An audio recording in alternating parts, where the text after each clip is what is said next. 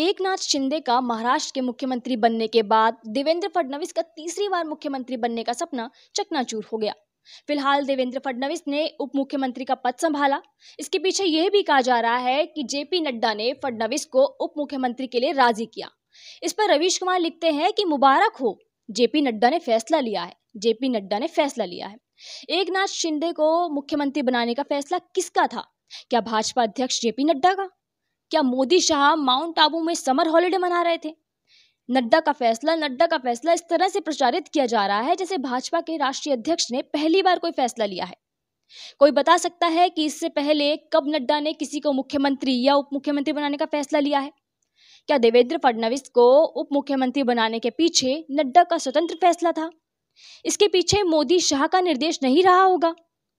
भाजपा के इस दौर में हर काम मोदी के नाम पर होता है। राज्यों के मुख्यमंत्री भी अपने रूटीन फैसले के पीछे माननीय प्रधानमंत्री के कुशल नेतृत्व और निर्देशन को श्रेय देते हैं। मोदी का फैसला होता तब कहा जाता कि देवेंद्र फडणवीस ने मोदी का आदेश सहर्ष स्वीकार कर लिया। उनसे ये कहने का सुख और सौभाग्य भी छीन लिया गया कि मोदी जैसे महान नेता के आदेश पर वे दूसरे दल के बागी नेता के भी डिप्टी बन सकते हैं। बस यह नहीं पूछेंगे कि शिंदे को क्यों मुख्यमंत्री बनाया, जबकि बीजेपी के पास 106 विधायक थे। रवीश आगे लिखते हैं कि मैं इस फैसले को किसी की बेइज्जती के रूप में नहीं देखता, लेकिन इस केस में बीजेपी क्या कहना चाहती है। बीजेपी पहले तय कर ले कि उप मुख्यमंत्री के पद को सम्मान बताकर देवेंद्र फडणवीस का अपमान करना है या जेपी नड्डा का। क्या जेपी नड्डा को मजाक का पात्र नहीं बनाया जा रहा है कि वे कम से कम उप मुख्यमंत्री बनाने का फैसला लेने लगे हैं? क्या बीजेपी ये कह रही है कि मुबारक हो, जेपी नड्डा ने फैसला लिया है? 106 विधायकों की पार्टी बीजेपी मुख्यमंत्री का पद एक ऐसे गुट को देती है जिसके पास 50 विधायक होने का दावा है। यह अभी एक गुट की अवस्था में है। यह गुट शिवसेना होने का दावा कर रहा है, मगर शिवसेना है या नहीं फैसला नहीं हुआ है। विधायक दल पार्टी का अंग होता है, पार्टी नहीं। कहीं बीजेपी के प्रवक्ता और मोदी सरकार के मंत्री ये भी ना कहने लग जाएं कि शिंदे को मुख्यमंत्री बनाने का फैसला शिंदे का था, मोदी शाह का नहीं। अगर कहते हैं कि सरकार बनाने और शिंदे को मुख्यमंत्री बनाने के स्तर तक का फैसला मोदी शाह का था, तब तो जेपी नड्डा का भी एक तरह से उप मुख्यमंत्रीकरण हो जाता है।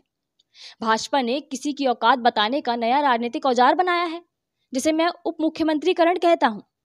इसके तहत यह भी है कि मुख्यमंत्री बनाने का फैसला जेपी नड्डा नहीं लेते, लेकिन उप मुख्यमंत्री बनाने का फैसला जेपी नड्डा लेते हैं। रवीश आगे लिखते हैं कि मोदी सरकार के मंत्री और बीजेपी के प्रवक्ता बता रहे हैं कि देवेंद्र फडणवीस कितने महान हैं। बीजेपी में कार्यकर्ता पार्टी के आगे व्यक्ति को पीछे रखता है। क्या शपथ से पहले देवेंद्र फडणवीस उप मुख्यमंत्री होने की खुशी में लड्डू खा रहे थे? क्या उन्हें एकनाथ शिंदे को मुख्यमंत्री बनाने के लिए बीजेपी के नेता लड्डू खिला रहे थे? या ध्यान रखने की बात यह है कि देवेंद्र फडणवीस ने यह कुर्बानी अपनी पार्टी के किसी नए नेतृत्व के लिए नहीं दी है, उस एकनाथ शिंदे के लिए दी है जिनकी पार्टी अभी तय नहीं है। गोदी मीडिया किससे बात कर जश्न मना रहा था कि देवेंद्र ही महाराष्ट्र के नरेंद्र हैं? उसे कौन फर्जी खबरों की सप्लाई कर रहा था?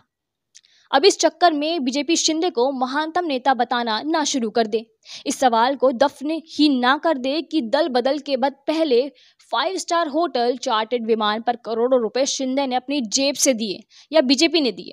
बीजेपी ने दिए तो क्या पार्टी ने उस हजारों करोड़ रुपए के फंड से खर्च किए जो रहस्यमयी इलेक्टोरल बॉन्ड से मिले हैं? जिन साधनों के इस्तेमाल से एकनाथ शिंदे शिवसेना से निकले हैं, क्या वह भी शिंदे की तरह महान और नैतिक हैं? मोदी सरकार के मंत्री और बीजेपी के प्रवक्ता कोई भी तर्क चला सकते हैं। यह भी कहने लग जाएंगे कि शिंदे दल बदल जैसा राष्ट्रीय कर्तव्य निभाने वाले राष्ट्र के प्रथम सैनिक हैं। इसीलिए ऐसे सौभाग्य को गंवाना ठीक नहीं होगा। इस सौभाग्य को प्राप्त करने का एकमात्र तरीका है कि देवेंद्र फडणवीस से कहा जाए कि आप शिंदे के चरणों में बैठकर महाराष्ट्र राज्य की सेवा करें और उप मुख्यमंत्री बने। कमाल है, मुख्यमंत्री बनने का अवसर शिंदे को और महान बनने का अवसर देवेंद्र को। देवेंद्र फडणवीस भी इस लेख को पढ़कर रोते रोते हंसने लग जाएंगे। तब फिर महानता का यह भाव देवेंद्र में खुद से क्यों नहीं पैदा हुआ?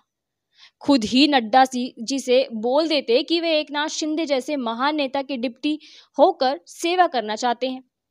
जो शिंदे अपनी पार्टी के ना हुए, उनके सामने देवेंद्र को उप मुख्यमंत्री बनाकर बीजेपी बता रही है कि देवेंद्र केवल पार्टी के हैं। उनके भीतर कोई व्यक्ति और लड्डू खाने की कोई इच्छा है ही नहीं। इतना महान फैसला है तो गोदी मीडिया के एंकर और पत्रकार मायूस क्यों हो गए?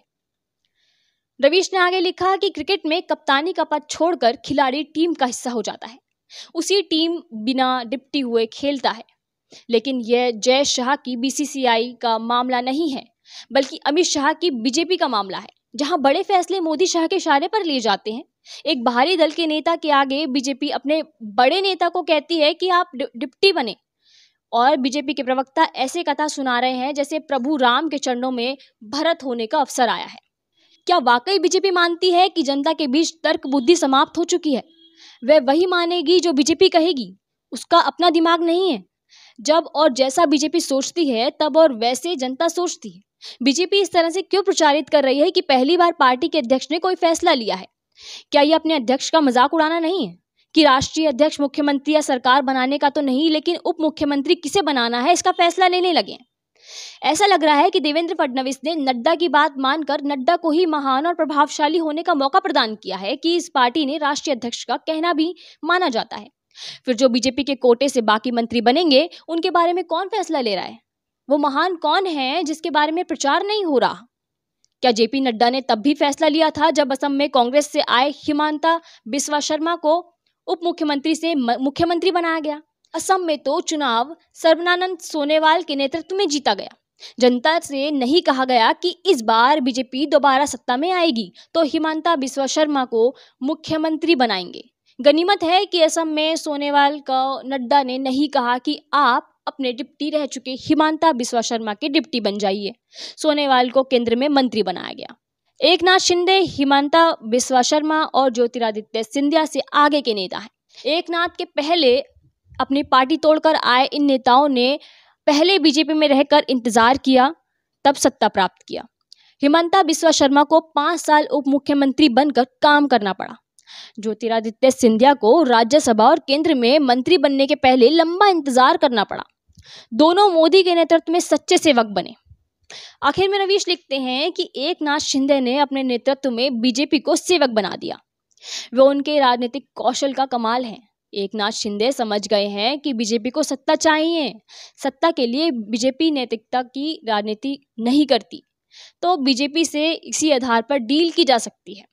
अपनी शर्तों पर भी बीजेपी को मनाया जा सकता है, और बीजेपी ने एकनाथ की शर्त को एक नया द्वार खोल दिया कि आप पार्टी तोड़कर आए, हम आपकी सरकार बनाएंगे, अपने नेता को अपना डिप्टी बनाएंगे।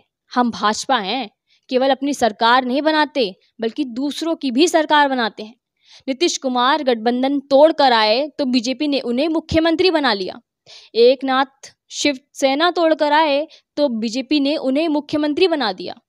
बीजेपी के पास सरकार और मुख्यमंत्री बनाने के कई मॉडल हैं। देवेंद्र को उप मुख्यमंत्री बनाने के साथ उप मुख्यमंत्रीकरण का भी मॉडल लॉन्च हो गया है। खबरों में बने रहने के लिए फोरम 4 को सब्सक्राइब करें और नोटिफिकेशन पाने के लिए बेल आइकन दबाएं।